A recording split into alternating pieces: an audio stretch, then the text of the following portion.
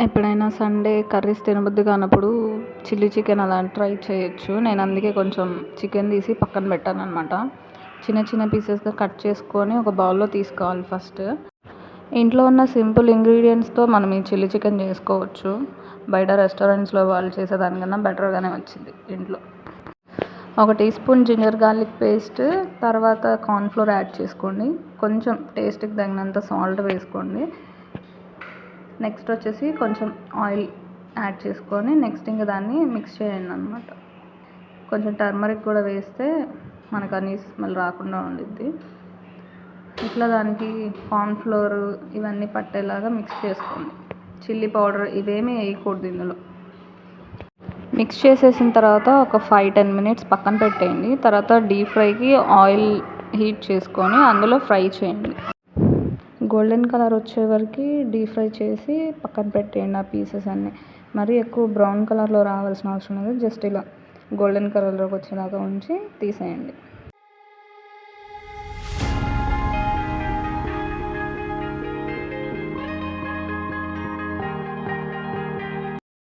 Fry చేసేసిన తర్వాత మీరు సాస్ని ప్రిపేర్ చేసుకొని పెట్టుకోండి. దీనికి chilli sauce, vinegar, soya sauce, ketchup ఇవి ఉంటే సరిపోతుంది. ఆనియన్స్ ఇలా చాప్ చేసి పెట్టుకోండి పెద్దగా. చిల్లీస్ ఇంకా జింజర్ గార్లిక్ కూడా చాప్ చేసి పెట్టుకోవాలన్నమాట. క్యాప్సికమ్, క్యారెట్ మీ ఇంట్రెస్ట్ ఇంకా వేసుకునే. నేను ఇంట్లో అవైలబుల్ ఉన్న వాటితో చేస్తున్నాను అనమాట. ఇప్పుడు మీరు ఒక బౌల్లో మిక్స్ చేయడానికి చిల్లీ సాస్ తీసుకోండి. దాంట్లో కొంచెం సోయా సాస్ వేసి కొంచెం లైట్గా వెనిగర్ వేసి మిక్స్ చేయండి. అండ్ దీంట్లో మనకి స్వీట్నెస్ కోసం కెచప్ కూడా యాడ్ చేయాలి. కొంచెం ఒక 1.5 టీ స్పూన్ అట్లా కెచప్, రెడ్ కెచప్ ఉంటుంది కదా టమాటోది, అది కూడా యాడ్ చేసుకొని పక్కన పెట్టేసుకోండి. నెక్స్ట్ ప్యాన్ పెట్టేసుకొని మీరు ఇంకా ఎంత ఆయిల్ పట్టిద్దో చూసుకొని ఆయిల్ వేసుకోండి ఫస్ట్. నెక్స్ట్ జింజర్ గార్లిక్ వేయండి, చాప్ చేసుకోండి. అవి సన్నగా ఉంటే బాగుంటుంది. ఇక్కడ నేను జింజర్ వేయడం మర్చిపోయాను. And next onions, chillies, capsicum, carrot మీరు ఉన్న వాళ్ళు వేసుకోండి. ఈ టైంలోనే వేసుకొని జస్ట్ అలా టాస్ చేయండి. ఎక్కువ ఫ్రై అయిపోకూడదు, జస్ట్ అలా టాస్ చేస్తూ ఉండండి. నెక్స్ట్ ఇందాక మిక్స్ చేసుకున్న సాస్ని దీంట్లోకి యాడ్ చేసి మిక్స్ చేయండి. అది కొంచెం దగ్గర అవుతూ ఉండిద్ది, సో కొంచెం ఫాస్ట్గా అట్లా మిక్స్ చేసి నెక్స్ట్ కార్న్ఫ్లోర్ని ఒక చిన్న బౌల్లో వాటర్ పోసి మిక్స్ చేయండి. కార్న్ఫ్లోర్ని వాటర్తో మిక్స్ చేసి పక్కన పెట్టుకోండి. నెక్స్ట్ ఇందాక ఫ్రై చేసిన చికెన్ని ఈ సాస్ ప్యాన్లోకి యాడ్ చేసుకొని మళ్ళీ ఇదంతా కలపండి ఒకసారి.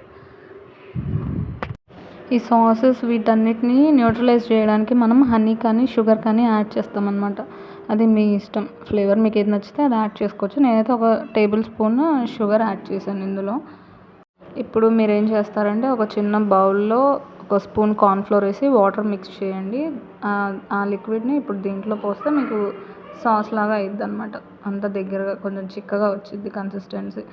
ఇంకా దాన్ని అట్లా లో ఫ్లేమ్లో పెట్టి ఒకసారి మొత్తం కలపండి. ఇక్కడే టేస్ట్ అడ్జస్ట్ చేసుకోండి. సాల్ట్ కానీ కారం కానీ మీకు తగ్గింది అనిపిస్తే ఇప్పుడు యాడ్ చేసుకోవచ్చు. లైట్గా చిల్లీ పౌడర్ కానీ లేకపోతే మీ ఇష్టం పెప్పర్ పౌడర్ కానీ అట్లా యాడ్ చేసుకోవచ్చు. ఇంక ఇట్లా దగ్గర పడిన తర్వాత ఇంకా తీసి సర్వ్ చేసుకోవచ్చు.